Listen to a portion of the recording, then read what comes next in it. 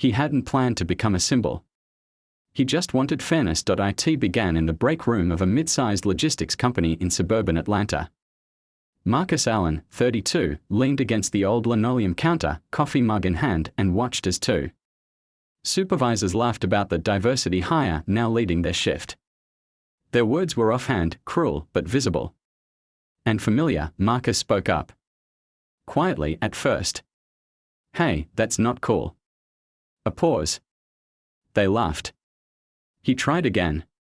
"We are better than that, right?" They rolled their eyes. They shrugged. Marcus drank his coffee and left. Over the next weeks, those comments continued. Called it a tone-deaf joke. Our guy Marcus here wouldn't know real work. An assumption based on his name. A whispered "you know how they are." Each remark chipped at him, small at first, but relentless. One Monday, he brought evidence. Logged every slur, every mocking tone, every HR conversation ignored. He approached HR, respectfully demanding change. Their response? Defensive confusion. "We don't see it. There's no proof. We have a zero-tolerance policy." But they didn't act. Later that week, he was called into the office. His supervisor's gaze was urgent, cold. "Obviously, we are letting you go." No further explanation. Just that he wasn't a good fit. Marcus left without a fight. Later that night, he watched training videos, trying to understand what fit really meant. But deep down, he knew. He had paid with his job for speaking. He spent the weekend in his living room, scrolling through the company handbook, contract law, employment statutes. He didn't scream. He stuttered. He sat quietly until he found the part about wrongful termination, protected class, retaliation, discrimination. Monday morning, he filed a complaint with the EEOC and a demand letter citing his documented proof. The company lawyers responded with denials and vague internal memos, protocol over people. Marcus didn't reply. He waited. The story spread through corridors, social media, small-time local outlets. But Marcus was careful.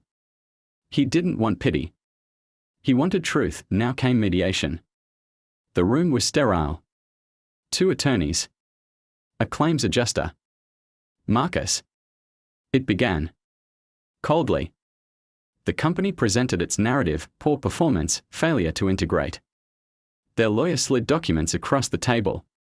Notes from meetings, missed benchmarks, unsubstantiated allegations. Marcus spoke last. He didn't raise his voice. He didn't ask for money, just justice, acknowledgement, change. "I didn't lose a job," he said. "You lost an opportunity to do better. To show your team that fairness matters. I stood up not just for me, but for every person watching, people of color, people who belong here but fear speaking up. You can change or keep proving us right." Silence followed. The adjuster looked uncomfortable. The company lawyer shifted. Marcus closed his eyes. He felt the weight of every stifled voice in the room. He felt clarity. 2 weeks later, he received a letter. They offered a confidential settlement, with an apology, not as a favor, but as an admission. They promised revamped anti-bias training, a new hotline, and a commitment to diversity. Not perfection, but progress. Marcus signed. No parade. No takeover of the company's public image. Instead, he used the funds to start Stand Firm, a digital platform teaching workers how to document discrimination, seek legal counsel, and reclaim dignity. He began hosting workshops in churches, community centers, virtual forums, quietly. Carefully. 4 months later, a warehouse manager reached out. She'd seen the articles. She'd seen the platform. She wanted training for her team. Marcus flew in, leading a room of 30 frontline workers, supervisors, HR representatives. They listened as he shared his story, not as a lecture, but a mirror. They asked, "What do your workshops teach?" He replied, "Clarity, courage, discipline. Know your rights. Know your boundaries. Know your value." Their expressions shifted. They softened. They reflected. Word spread again, this time through muted emails, cross-plant calls, HR newsletters. Some companies subscribed to Marcus's online training. Some named him advisor. But Marcus stayed rooted, no flashy marketing, just presence. Perspective. Purpose. That winter, he published a letter to all employers: respect isn't optional. Listening isn't optional. If your culture punishes a man for speaking up, especially in the name of justice, you should ask why. It went semi-viral among HR circles, but for Marcus, the true measure was a message from a former colleague: I was afraid you'd just leave and forget us. But you stayed, quietly, by choosing to teach us how to stand firm. Thank you. He responded simply, that's why I did it. Marcus didn't chase fame. He chased change. And in doing so, he found something far more lasting than applause. He found clarity. Still, clarity wasn't always easy. With every email from a grateful stranger, there came a message of hate. With every invitation to speak, came self-doubt. Whispering, why you? But he kept going. The first high school that invited him was in South Carolina. A teacher there had read about him in a quiet newsletter for educators who work in underserved districts. The email was simple: my students think their voices don't matter. Could you talk to them? He went. Not to impress, to reflect. He walked into a classroom where some students refused to look up. Others smirked, expecting a sermon. Instead, Marcus asked a question: who here has ever felt small for doing the right thing? Silence, then slowly, a hand rose. A girl in the back. Then another. A boy who hadn't spoken since freshman year. Marcus didn't tell them to be loud. He told them to be clear. He said, courage isn't noise. It's persistence. It's holding your values when no one claps for you. He stayed after class, long after the final bell rang. Students trickled out with questions, not just about workplace injustice, but about life. About what it meant to live with integrity when the world rewarded silence. One student asked, did it ever scare you to stand up? Marcus nodded, every time. But I was more scared of what would happen if I didn't. That honesty stuck with them. That, more than anything, became his way, not to deliver answers, but to model truth. Later that year, Marcus found himself invited to a summit for workplace equity in Washington, D.C. It was formal. Suits, catered lunches, buzzwords on lanyards. And yet, when it was his turn to speak, he looked around the room and said, there are enough people here who know what policy should be. I'm not here to talk about strategy. I'm here to ask. If any of you have the courage to look someone in the eye after you've wronged them and admit it. The room was still. He continued, we've built companies that optimize productivity. But not compassion. We measure success in quarterly growth. But not in moral growth. That has to change. After the talk, a woman from a Fortune 500 company pulled him aside. You reminded me why I started this work in the first place, she said. Marcus nodded. He never wanted to be anyone's hero. Just their mirror. That night, in his hotel room, Marcus opened his journal, the same one he started when he was first fired. He flipped past the pages of legal definitions and discrimination laws. Past the notes from mediation. Past the angry thoughts. He found a blank page and wrote, real change is slow, boring, inconvenient. It costs you comfort. It costs you certainty. But it gives you back your peace. That peace became his compass. At home, his life was quieter. He watered plants. Cooked slow meals. Called his mother every Sunday. He didn't rush.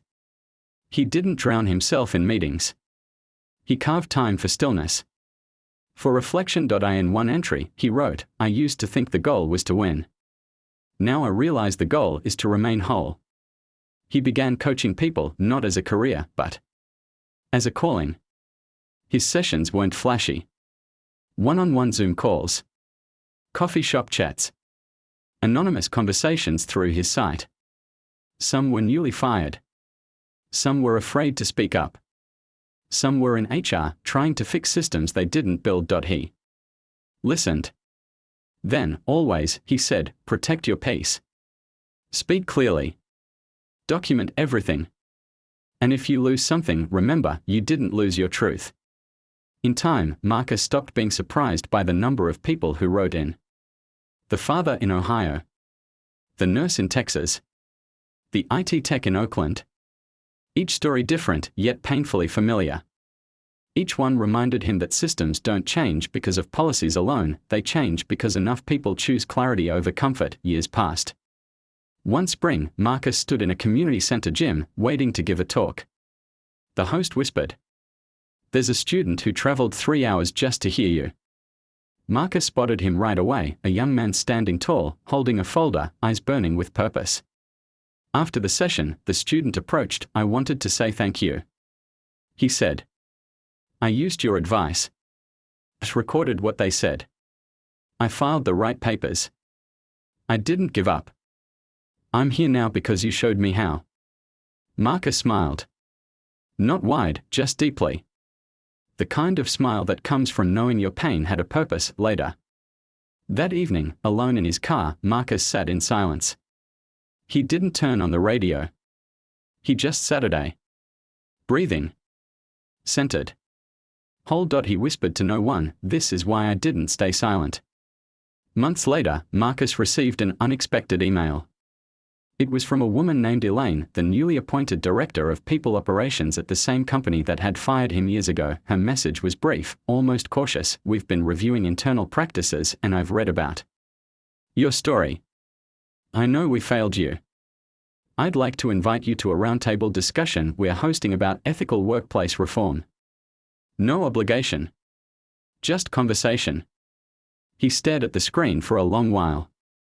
Not out of anger, but because of how surreal it felt. Once upon a time, this company had turned its back on him. Now, it was asking him to come back not as an employee, but as a voice. He replied with a simple, "I'll listen." He didn't go to shame anyone. He wasn't there to reopen wounds. He went because change, real change, takes root when those who've been wronged are allowed to help repair what broke. When he arrived, the atmosphere was polite but tense. Some executives wouldn't meet his eyes. Others greeted him with overly firm handshakes. But the room quieted when he began to speak. He didn't tell his whole story. Just the turning points. The silence in HR. The condescending meetings. The way it felt to walk home after being terminated for telling the truth. Then he paused. "I'm not here for an apology," he said. "I'm here because someone like me still works here. And they are scared to speak." You could hear the breath leave the room. He laid out 3 simple principles for a better culture. If it isn't written, it didn't happen. If someone's scared to speak, the culture is already broken. If leadership only listens after public fallout, it's not leadership, it's damage control. There were no applause breaks. No emotional outbursts. Just people listening. That's all he had ever really wanted. After the round table, Elaine approached him. She was young, new to the position. "Ernest, I read everything you wrote," she said. "You helped more people than you realize." Marcus nodded. "I didn't write it for applause. I wrote it because I had to survive." And then he left, not triumphant, not bitter, just free. He walked 3 blocks to a nearby park, sat on a bench, watched the wind move through the trees. And for the first time in years, he allowed himself to feel something he hadn't dared to feel since it all began, closure. But Marcus wasn't done. He didn't need a title or a platform. His work continued quietly. In whispered conversations. In shared documents. In email chains between strangers who were trying to protect each other. One day, he was invited to a retreat in Northern California. It wasn't corporate. It wasn't formal. It was for people who had burned out fighting for justice. People who had lost jobs, sleep, relationships, because they chose the hard path. Marcus stood before them not as an expert, but as a survivor. He shared his new mantra, "You don't need to burn out to light the way." That line struck a chord. He taught them how he rebuilt his mornings, not with news feeds or Slack alerts, but with stillness. How he learned to observe his thoughts without judgment. How he practiced the pause before reacting. He told them, "The world will bait you into urgency. But peace is always slow." Someone asked, "How do you know when to let go?" He smiled gently. "When holding on becomes self-betrayal." By now, his voice had softened. The urgency was gone. The fire still burned, but with focus. He returned home from the retreat lighter, as if the weight had been acknowledged and shared. And as he stepped into his small, sun-filled apartment, he noticed something on his table. A letter. Handwritten. It was from someone he had never met. I read your story. I was on the edge of quitting, not just my job, but my hope. You saved me. Not because you were loud, but because you were honest. Thank you. He folded the letter, held it to his chest, and whispered, "This is why we keep going." Marcus didn't set out to build a network. It started quietly, a few messages from people who had read his writing, some who had attended that roundtable discussion, and others who simply saw their own story reflected in his they didn't ask for speeches or spotlight. They asked questions like, how do you document without putting a target on your back? How do you speak up when HR is part of the problem? What do you do when you're exhausted but can't afford to quit? And Marcus answered.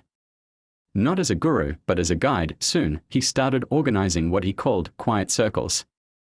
These were anonymous Zoom calls, small groups, no recordings, no social media, no bias.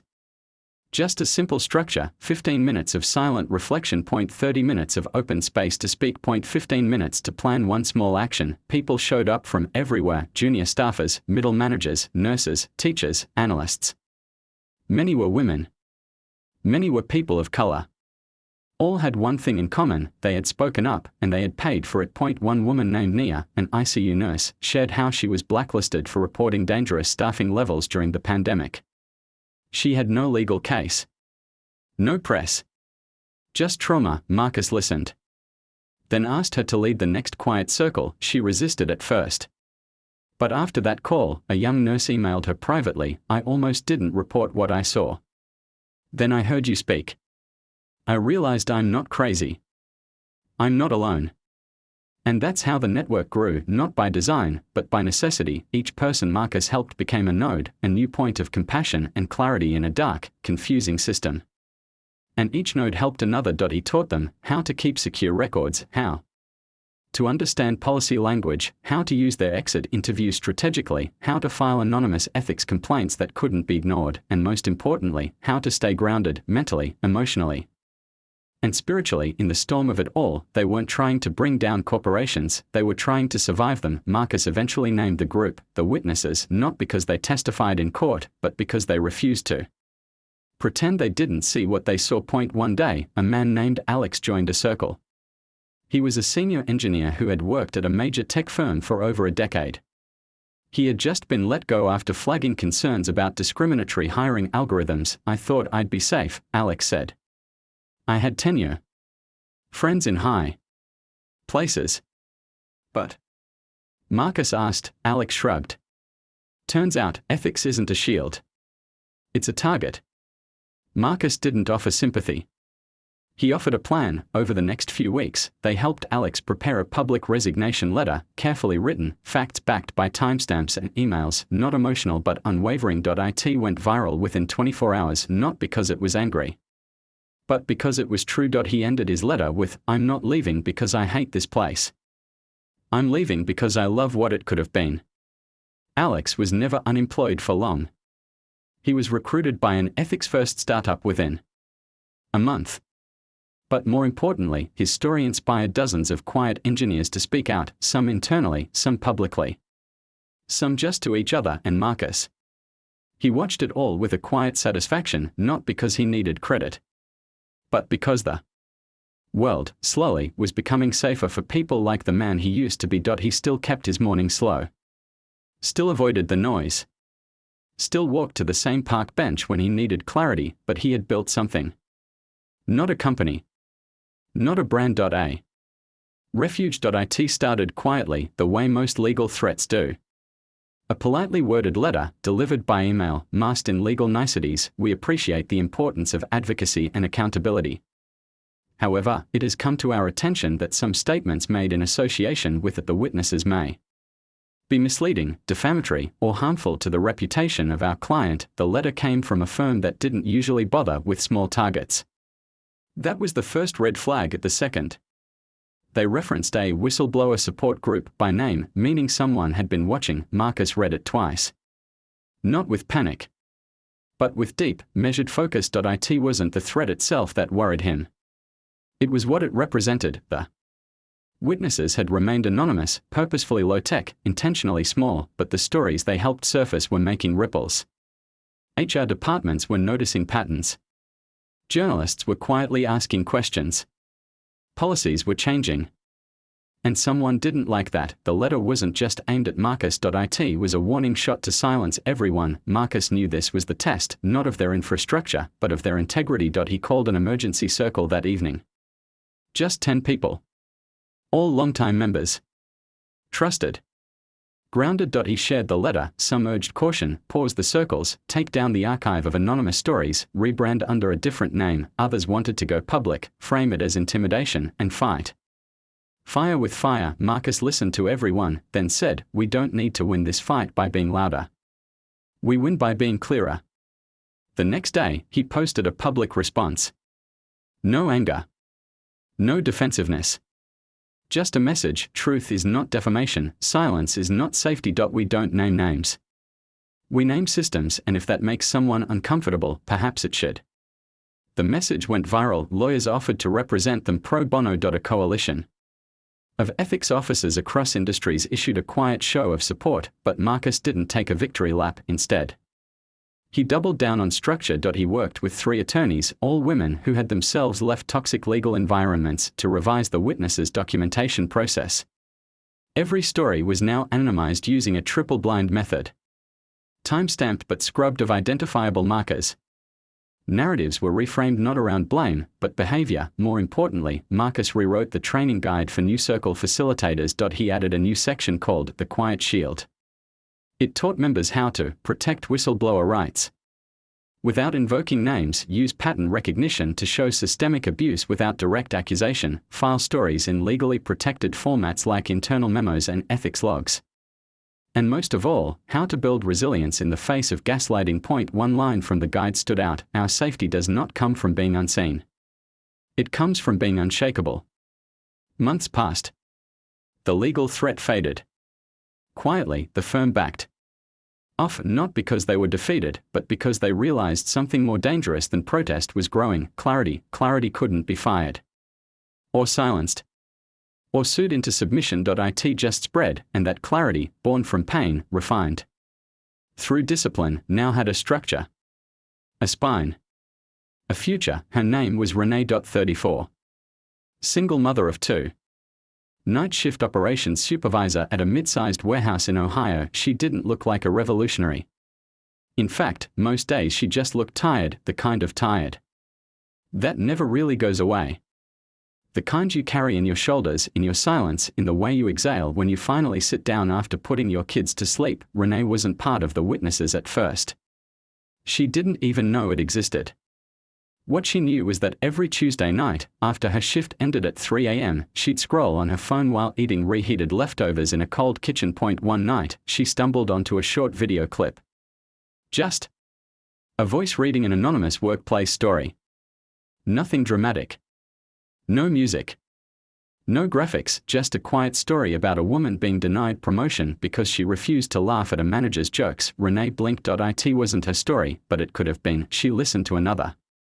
And another. By the time the sun came up, she'd read 12. Every one of them made her feel less alone, less crazy, more awake. She joined the witnesses the next day, not to share her story. She didn't even know what her story was yet, but just to listen. What struck her most was how calm the space was. No one tried to solve anything. No one interrupted. You just told your story, or didn't, and you were heard. Renee listened for 6 weeks before she finally spoke. She told the story of how her department leads used to host weekly team check-ins that were anything but. They were unrecorded, informal huddles where performance criticism came wrapped in jokes, where feedback felt more like veiled threats, where the women, especially the ones with children, were subtly punished for requesting schedule accommodations. They always say we are not team players, she said. But when they need someone to cover holidays or stay late, it's the moms who step up. And still, we are the ones on thin ice. The circle was quiet for a moment after she finished. Then a voice said softly, "That's a pattern I've heard before. You're not imagining it. That moment changed Renee not because she was validated, but because she realized how consistent these experiences were across industries, across cities, across lives. She wasn't just up against a bad boss, she was up against a system that punished visibility. The next few months, Renee started doing what Marcus called quiet architecture. She couldn't stage a protest. She couldn't afford to quit. But she could document. She built a folder. Every time something inappropriate happened, she wrote it down. Dates. Language. Reactions. She wasn't angry. She was surgical. She also started rewriting the shift report templates she was in charge of, subtly adding fields that forced accountability. Who approved this schedule? Who was consulted for this team change? Were family accommodations discussed? At first, no one noticed, but after 3 months, something strange happened. People started behaving differently in meetings. Supervisors got less casual. They stopped making jokes about maternity brain and a sensitivity overload. A few even began submitting their own schedules early, just to avoid the new paper trail Renee had built. And then came the opportunity she didn't expect. Corporate sent out a call for internal diversity policy advisors. A panel of frontline employees who would review HR guidelines from a worker perspective. Renee applied. She didn't have a college degree. But she had something more powerful: receipts. She shared anonymized patterns, not just from her job, but from the stories she'd heard in the witnesses.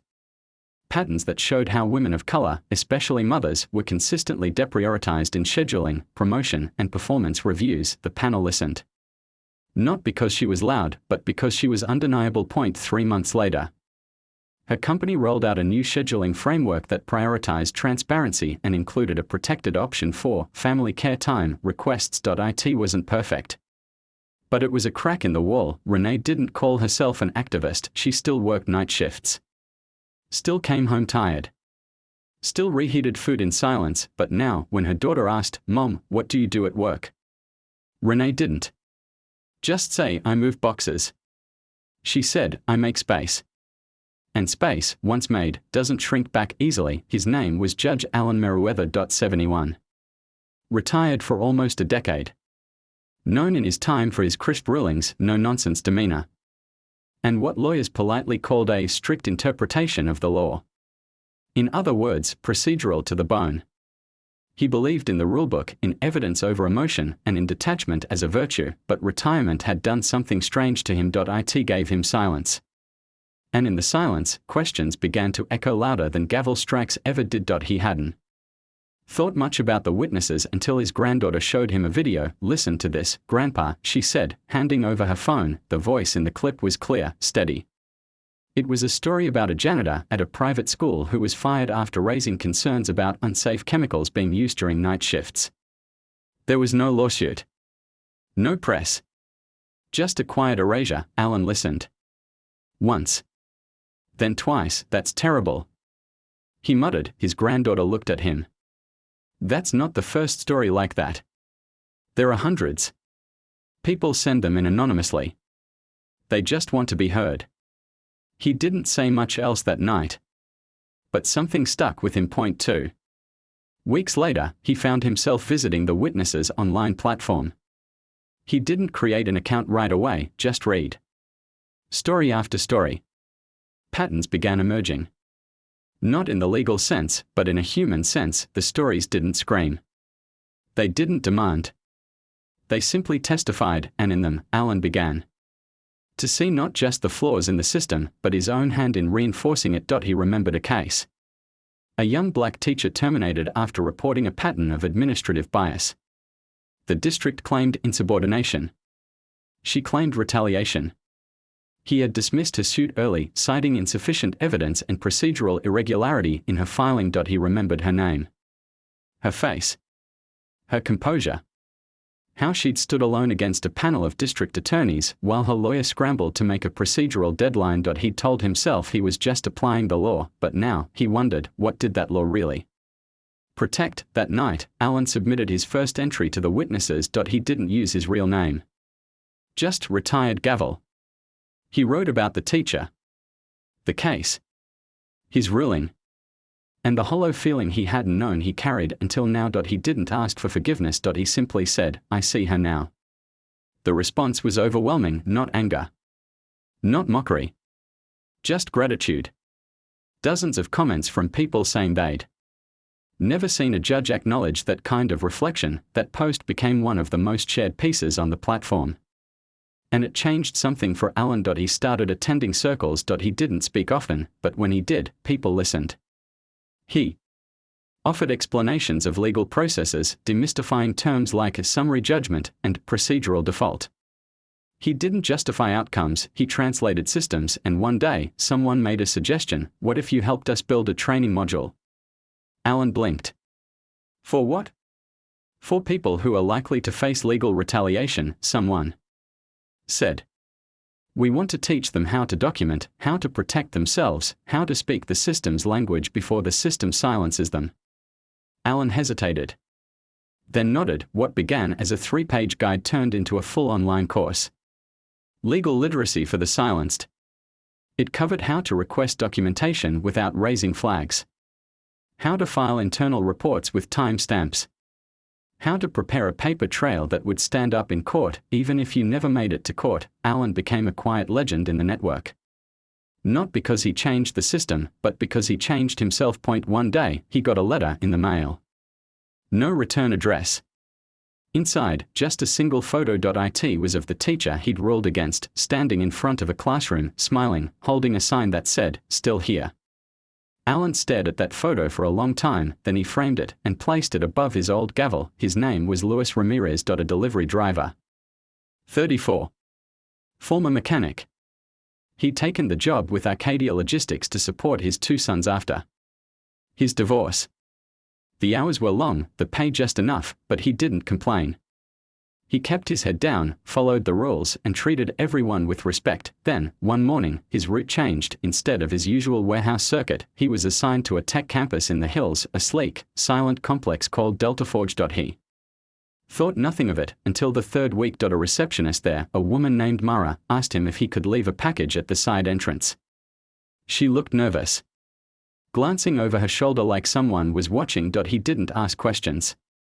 He just nodded, but the next day, when he came back to deliver again, he was stopped at the gate. A different security officer this time. Cold. Detached. "We don't want your kind snooping around," the guard said flatly. Lewis blinked. "Excuse me." Routes changed. "You're off this stop." No explanation. That night, Lewis's app pinged with a performance warning. Non-compliance with updated route protocol. Final warning. He didn't understand. He'd done everything by the book. A week later, his schedule was slashed, then gone. No firing. No notice. Just no more shifts. Every time he called dispatch, he got vague responses: "We are cycling routes. We are at capacity right now. You're in the system. Keep checking." But after 3 weeks of waiting, he knew what had happened. He was done. Still, he couldn't let it go. Something felt wrong. He hadn't done anything, and yet it felt like someone had decided his time was up. Then he remembered Mara, that nervous receptionist. He went back to Delta Forge, this time as a civilian. Mara didn't work there anymore. She left suddenly, the security guard said. No forwarding info. Lewis searched online. Nothing, but then, he found a thread on an obscure labor rights forum, the title, "Blacklisted by the Gig." Dozens of stories. Similar patterns: delivery drivers, warehouse staff, freelancers, each had been abruptly cut off. After encountering something strange on a job site, or reporting something irregular, some mentioned Arcadia Logistics. Others didn't, but the descriptions matched. Mysterious reassignment. Sudden app deactivation. Silent exile, Lewis posted his story. Within hours, someone messaged him, "Join the circle. We need to talk." It was the witnesses. They verified his identity, recorded his testimony, and cross-referenced it with dozens of others. A pattern emerged. There was a blacklist, but not one maintained by a single company. It was a shadow network. A silent whisper campaign across third-party gig platforms. A shared digital profile, accessible by certain HR systems, marked with flags like non-compliant, security concern, or risk. Lewis had been flagged, but not for performance, for asking why. Over the next 2 months, the witnesses launched a covert investigation.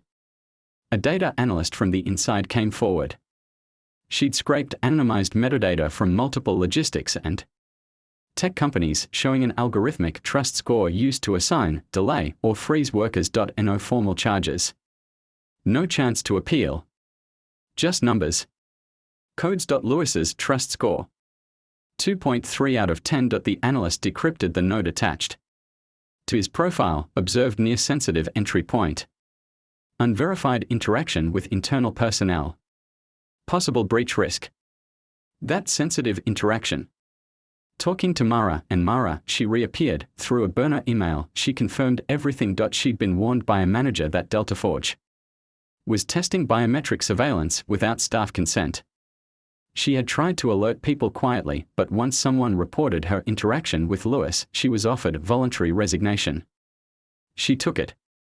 Disappeared. Lewis and Mara agreed to go public together. The witnesses coordinated a time drop, video testimonies, documents, whistleblower statements, expert analysis. It went viral. Mainstream media picked it up under pressure. Arcadia denied the blacklist but suspended 3 high-level executives pending review. Lewis. He didn't go back to delivery work. Instead, he joined the witnesses full-time, helping people like himself, people who had once believed being silent would keep them safe, but now knew only speaking up could make them whole. Her name was Angela Monroe. She started as a junior account specialist at a mid-sized insurance firm in Atlanta. Fresh out of college. Bright-eyed. Determined. Back then, the office had just gone digital, barely. Fax machines still hummed in the corners, and cubicles were packed tight like filing cabinets. Angela learned fast. Within 6 months, she was leading onboarding for new hires. By year 2, she had redesigned the client audit system, cutting paperwork, processing time by nearly 30%. Her manager praised her relentlessly. "You're going places," he said, but when promotion season came around, nothing. She was told the company had paused lateral movement due to budget reviews. Fair enough, she thought. Next year, same result. By year 4, Angela had trained 3 different people who were later promoted above her. She applied for a supervisory role herself, twice, rejection. Both times, the reasons shifted. Too soon after your last application. We are looking for someone with a different background. It's just not the right time. Still, she stayed. For her daughter, Maya, she was a single mother, raising a curious, sharp, funny little girl who loved puzzles and asked deep questions like, why do clouds stay up, and do bees have moms? Angela worked late.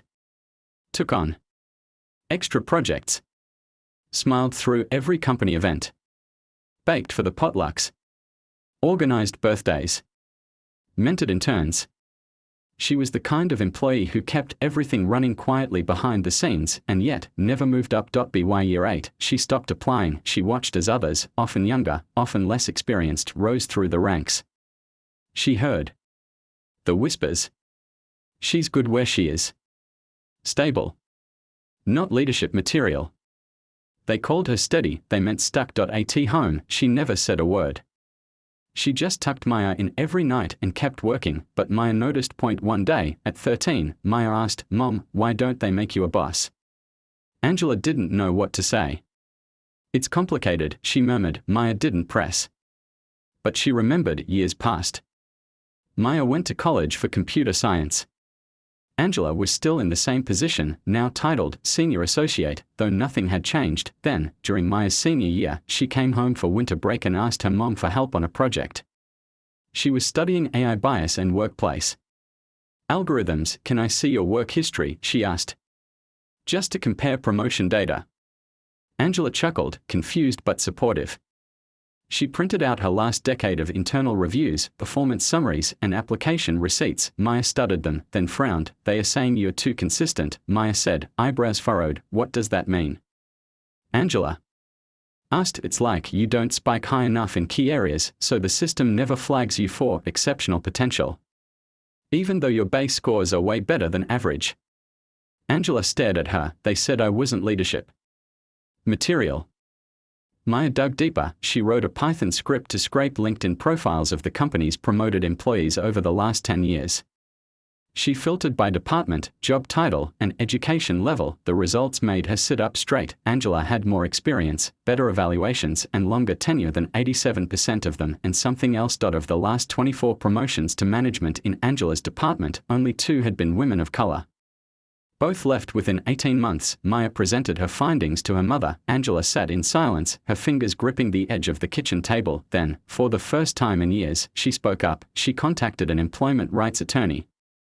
The data was compelling enough to file a claim. Not just for discrimination, but for what they called cumulative systemic exclusion. The case reached HR within weeks. Suddenly, the office that had ignored her began to call. We value your contributions. We are reviewing your path forward. There seems to have been an oversight. Angela refused their meetings. She let the case move forward. 6 months later, the company quietly settled. Angela's record was corrected. Her history rewritten. But she didn't return. She joined a nonprofit that helped other women analyze their workplace patterns, helped them see, in data and in story, what they'd always felt but couldn't prove. Maya created a tool, Promotion Map. It let employees track their career movement and compare it against institutional trends. It caught fire. Angela's story made headlines, but more importantly, it made change, because sometimes, all it takes is one daughter with code to shine a light on years of silence. His name was Terrence Boyd. He worked the night shift at Langston and Gray Enterprises, one of those sleek corporate towers in downtown Chicago that gleamed under streetlights like they had something to prove. Terrence wasn't supposed to be seen, really. That was the nature of his job. He mopped floors after executives had gone home, emptied trash bins that had held ideas scribbled on post-its and the remains of catered lunches. He made sure the glass walls stayed spotless, the conference tables polished, the silence preserved. But Terrence paid attention. He always had. From a young age, he'd been curious, quiet, but hungry for knowledge. Life had taught him to observe before speaking. His father used to say, the loudest man in the room usually knows the least. Terrence took that to heart. So even as a janitor, especially as a janitor, he watched. He saw how people moved. Who lingered after meetings. Who whispered in hallways. He noticed patterns, how the CFO always brought the same kind of sandwich before quarterly reports, how the HR director avoided eye contact the week layoffs were announced, and he listened, because sometimes the cleaning staff came in just as the meetings ended. And in those few seconds of forgotten presence, when executives assumed no one was paying attention, Terrence heard everything. For 10 years, he swept and wiped and scrubbed and quietly took notes, not on dirt. On decisions. He kept a small leather notebook in his back pocket. Wrote down terms he didn't understand, then went home and looked them up. He studied balance sheets he found in recycling bins. Googled unfamiliar names. Traced market trends mentioned offhandedly during strategy calls. He built a quiet library in his mind, and still, he said nothing. Until one night, a storm rolled through the city. Half the building lost power. Elevators stalled. Systems crashed, but the executives, who had stayed late for an emergency board meeting, were trapped on the 47th floor. With no AV system, no conference call lines, and no assistant to run numbers, they sat in the flickering glow of backup lights, frustrated and directionless. Terrence had just finished mopping the restroom nearby. He heard the arguing, we can't see the figures. The merger won't wait. Where's the damn intern? Terrence paused. Then, cautiously, he stepped inside. Excuse me, he said softly. The room turned. A few faces twitched with annoyance. One of the directors barked, this is a closed meeting. Terrence nodded. Oh no. I just overheard something about the Meriden acquisition. You mentioned they were over-leveraged. The CFO blinked. Yeah. Why? Terrence shifted, nervous. They are not. Their last quarterly filing showed a debt-to-equity drop of 14%. Their restructuring was approved last week. Silence, then, incredulous laughter. Did you just quote their Q3 report? Terrence flushed. Yes, sir. And your revenue assumptions based on their previous margins are outdated. They shifted pricing models 2 months ago. You'll be undervaluing their assets. Another pause, then the youngest VP at the table leaned forward. How do you know that? Terrence swallowed. I read it In the trade journals and online filings. I like to follow this stuff. An older board member, skeptical but intrigued, pushed a spreadsheet toward him. What would you do? Terence hesitated, then pulled out his notebook. Within 5 minutes, he'd outlined 3 flaws in their current deal structure. Suggested a counteroffer. Even flagged a clause in the contract that could cost them millions if left untouched. They stared, not because he was wrong, but because he was right. The next day, Terence was called into HR. He assumed he was being fired. Instead, the CEO offered him a new job, research analyst, junior division. Full support. Training included. You've already done the hard part, we just didn't know it. Terence blinked. He'd spent a decade being invisible, now he was being seen. Within a year, he led a team, not because of a degree, not because of a recommendation, but because he watched. He listened.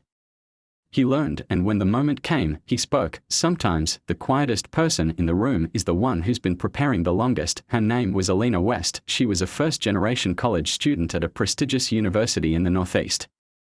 Daughter of Haitian immigrants, raised in a modest neighborhood where ambition was nurtured but opportunity came hard. Alina had earned her scholarship not just through grades, but through grit, late nights tutoring local kids for extra money, early mornings volunteering at clinics, and weekends spent balancing textbooks with part-time jobs. By sophomore year, she was thriving. Her professors knew her by name. The dean had even nominated her for a leadership fellowship. She was that student, the one everyone expected to go far, and then, it all unraveled. It started with a group project. The kind where everyone was supposed to contribute equally, but rarely did. One teammate, a legacy student named Brooks, kept missing meetings, showed up late, contributed little. Alina, detail-oriented as always, logged the discrepancies, emailed reminders, politely flagged his absences during group check-ins. When the project was turned in and graded, they all received a B-. Brooks was livid. He confronted Alina in the dining hall. You sabotaged my grade. Alina blinked. I documented the process. Everyone had access to it. Brooks' jaw clenched. 2 days later, Alina was called into the student conduct office. An anonymous report alleges that you plagiarized your portion of the project. Her heart sank. But I wrote every word. I can show my drafts, my notes, the timestamps. We understand. But until an investigation is complete, we'll have to suspend your scholarship and campus access. Just like that. No warning. No evidence shared. Just a quiet expulsion from the life she had built. She went home in tears. Her parents were heartbroken but supportive. Fired it, her mother whispered. You've always told the truth. Alina filed an appeal. Hired a student rights attorney with money scraped together from GoFundMe and community donations. Weeks turned into months. Her reputation on campus began to shift. Whispers followed her name. Professors stopped replying to emails. She felt erased, but she didn't stop. She combed through every file, every digital footprint, every message exchange during the project, every version of her work, and then she found an email from Brooks to another teammate, joking about letting Alina do all the work since she's a try-hard. Attached to that message, an earlier draft of the report. One that matched 95% of what she submitted. Written by her, the irony was, his own careless insult proved her innocence. Her attorney presented the chain of evidence to the university board. The investigation was reopened, and this time, she had allies, a professor who vouched for her academic integrity, a classmate who came forward about Brooks' behavior, even a digital forensic expert who confirmed that Alina's writing style had been consistent across multiple assignments for years. It was undeniable. The board ruled in her favor. Her scholarship was reinstated. Her name cleared, but the most powerful moment came later, not in a university email, not in an apology from the administration, which never came, but in the courtroom. Alina had filed a civil suit for defamation and loss of opportunity, and in court, under oath, Brooks was forced to admit what really happened. He'd fabricated the accusation out of spite. Out of ego, the jury didn't just believe Alina, they admired her. She won the case, not just damages, but validation, the kind that no scholarship could ever match. Today, Alina is a civil rights attorney. She fights for students like her. The ones who follow the rules, do the work, and get punished anyway, because in the end, it wasn't the system that saved her. It was truth.